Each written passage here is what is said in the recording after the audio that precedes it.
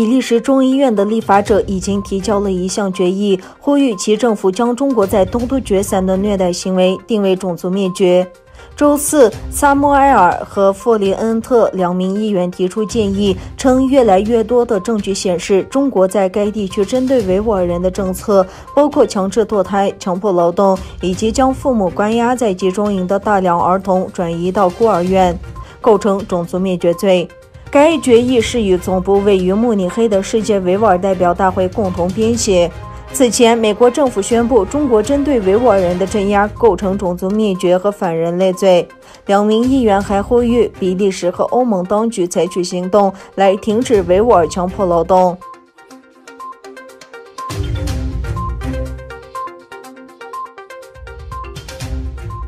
来自土耳其2个大学的4名学者在中国驻安卡拉大使馆前举行新闻发布会，批评土耳其警方强制干预在中国大使馆前举行的和平示威的维吾尔人。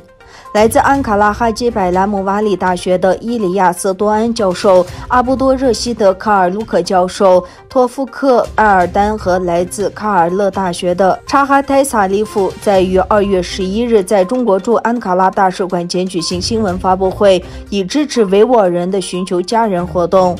伊里亚斯多安先生在声明中批评中国针对维吾尔人的不人道待遇。他说：“今天我们对中国的暴行保持沉默，将来就成为我们无法回答的一个荣辱问题。”此前，在中国大使馆前举行寻求家人活动的9名维吾尔人士遭土耳其警方软禁。他说，他将对干预维吾尔人的人采取法律行动。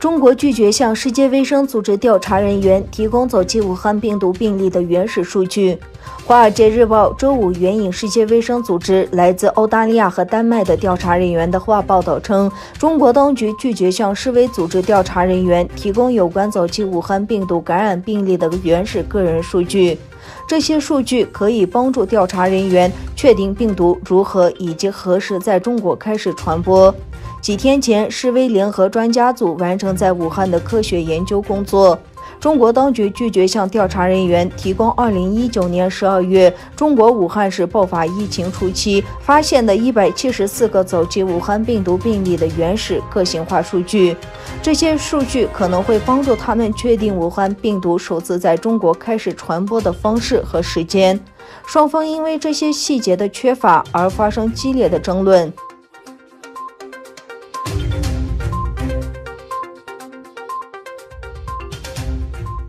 美国国务院发言人普雷斯在星期四例行记者会上对中国禁止英国广播公司世界新闻台在中国境内落地提出谴责。中国国家广播电视总局发布声明，以损害中国国家利益为由，禁止英国广播公司 BBC 世界新闻台在中国境内落地。美国国务院发言人普莱斯在被记者问到有关情况时表示，美国绝对谴责中国的决定。普莱斯说，美国呼吁中国和其他权威控制民众的国家允许人民拥有上网的完全渠道和媒体自由。另一方面，香港电台发言人表示，根据国家广播电视总局的通报，港台不再转播 BBC 国际频道及 BBC 世事一周。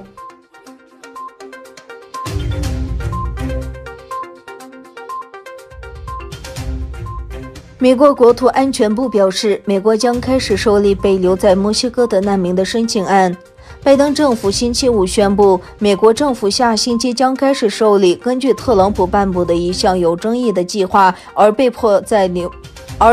墨西哥等候的难民提出的庇护申请。国土安全部官员表示，美国移民官员将在2月19日开始实施一项第1阶段的计划，开始受理那些被特朗普政府纳入留在墨西哥项目人员的申请案。这个又称移民保护协议的项目迫使成千上万的庇护申请人在墨西哥境内等候美国移民法庭的审理日期。